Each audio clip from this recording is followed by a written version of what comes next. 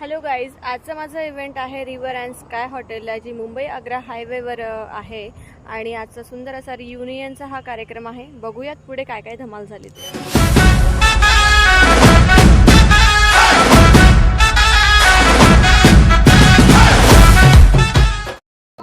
Hello, Jai Maharashtra.